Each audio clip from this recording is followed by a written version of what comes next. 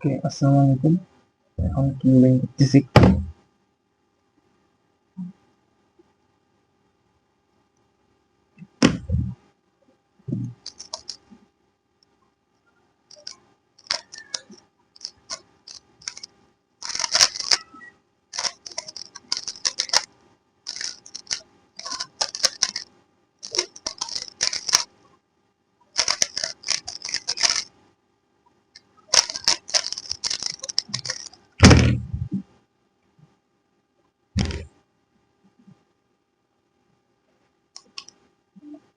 Not bad.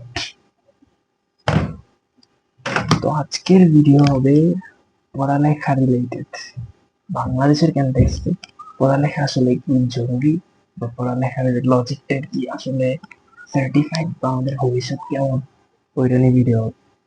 তো firstly যেটা বলবো, আমাদের বাংলাদেশের কনটেক্সটে এখন পড়ালেখাকে নেগেটিভলি দেখা হচ্ছে। এটার সব থেকে বড় যে রিজনটা, সেটা হলো এখন এআই এর যুগ চলে আসলো। তো এআই এই কারণে রিপ্লেস করে দিয়ে এটা ওইটা আরো অনেক কথা আসতেছে। ওই জন্য পড়ালেখাটা একটা জাস্ট অপশন হয়ে পড়ছে কয়েকজনের জন্য। কারণ like, আমাদের আশেপাশে অনেক ফ্রিল্যান্সার বা এমন মানুষদেরকে দেখতেছি, মানুষজনদেরকে দেখা যাচ্ছে যারা কিনা শুধু একটা স্কিল অ্যাকোয়ার করে বা একটা স্কিল গ্যাদার করে ভালো ভালো জব করতেছে, রাইট? তো মূল তন্ত্র হলো মানি, টাকা। If you can earn, you can like do everything. এটা হচ্ছে কথা। তো ফার্স্টলি যে জিনিসটা আমি কথা বলবো সেটা হলো এই যে বাংলাদেশের কন্টেক্সটে পড়ালেখা করা, আমার কাছে আসলে অভিজ্ঞতা হচ্ছে অ্যারাউন্ড 12 ইয়ার্স। কারণ ক্লাস 10 এসএসসি শেষ হয়েছে। তো আমি যেটা চিন্তা করি, আসলে আমি কতটুকু অ্যাপ্লাই করছি, আমার পড়ালেখার কতটুকু সেন্স অ্যাপ্লাই করতে পারছি আমার রিয়েল লাইফে, এটা আসলে অ্যারাউন্ড 1 to 2%। অ্যান্ড ক্যারিয়ার, আমাদের পড়ালেখার যে কনসেপ্ট গুলো, এগুলো ম্যাক্সিমামে কাজে আসে না। এটা অল টোটাল যেটা হয় একটা ডিবেট হবে এটা দিয়ে সবসময়।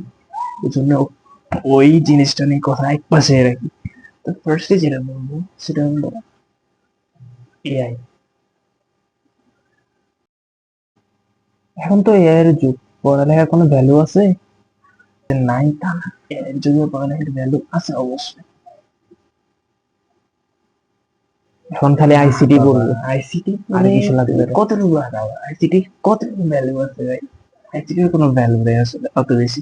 যদি অন্য সাবজেক্ট গুলো না পড়ে, লাইক সায়েন্সের সাবজেক্ট গুলো পড়তে হবে, অবশ্যই। যদি না পড়ি কেন?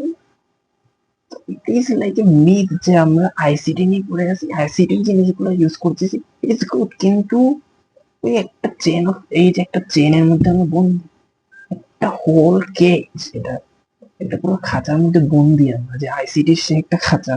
এই বন্দি হওয়ার কারণে আমরা বলতেছি যে আইসিটি তে অনেক ভালো ইনফরমেশন আছে। আমরা আইসিটি বললে কি হয়ে যাবে? কোডিং শিখলে কি হয়ে যাবে? ভবিষ্যৎ গড়ে তুলবে না? পড়ালেখা অবভিয়াসলি ফিউচার আছে, ইট ইজ এ মাস্ট। তো সবাই স্কিলের কথা বলে, তো কোন স্কিল শিখবে, কি করবে? তাইলে খালি স্কিল শিখবো আর টাকা কামাবো? আহা, একটাই স্কিল শিখবো আর টাকা কামাবো, কি বলে ভাই? একটাই স্কিল শিখবা, স্কিল তো স্কিলের জায়গায় আছে। পড়ালেখা আলাদা একটা জিনিস। পড়ালেখা হচ্ছে তোমার লাইক হোল টু, যে তুমি কি কি করতেছি।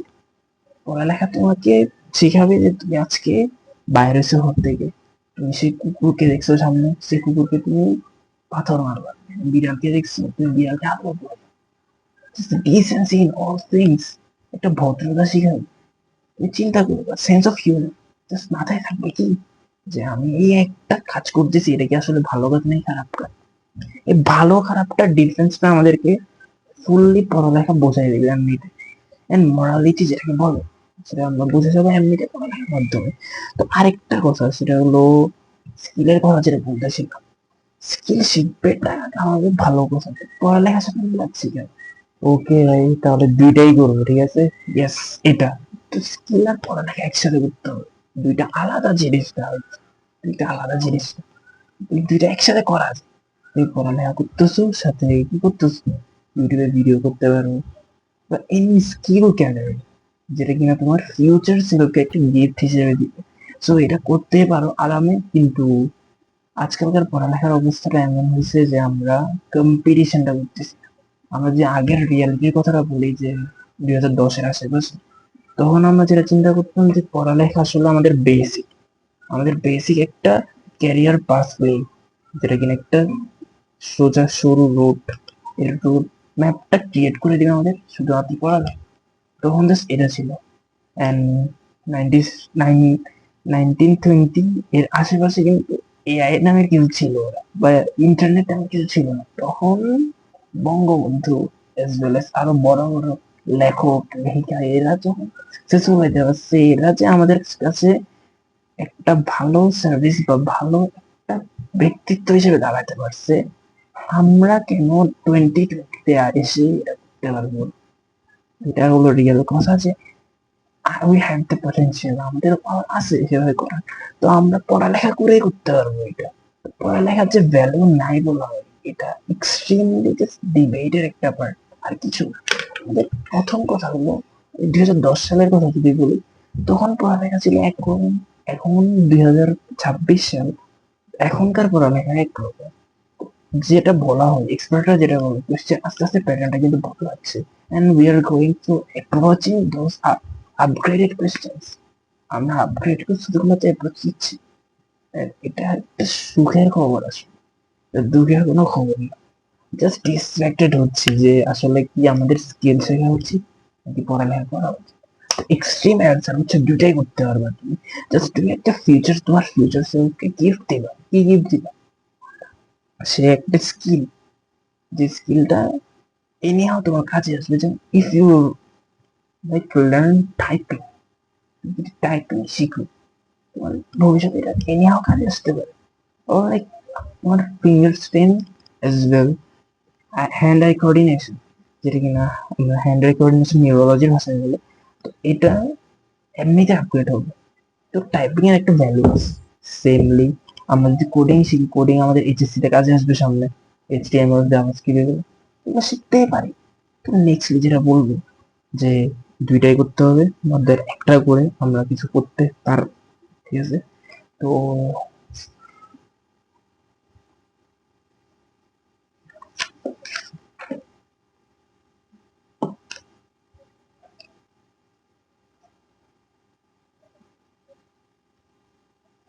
এখন যদি বলি পড়ালেখার সে বেনিফিট গুলো নিয়ে, তাহলে আমরা বলতে পারি আগেরকার পড়ালেখা 2015-এর আশেপাশে একজন পিএসসি দিত, সে পড়ালেখা ভালো ছিল, পিএসসি তে বৃত্তি পাইছে, মানি দিয়ে আর্ন করতে পারছে। জিএসসি দিছে, জিএসসি তে বৃত্তি পাইলো, আর্ন করতে পারছে। এন্ড এসএসসি সেমলি আর্ন করতে পারছে, বৃত্তি পেয়ে সে আর্ন করতে পারছে। And he can give a value, একটা ভ্যালু দিতে পারছে। ঠিক আছে?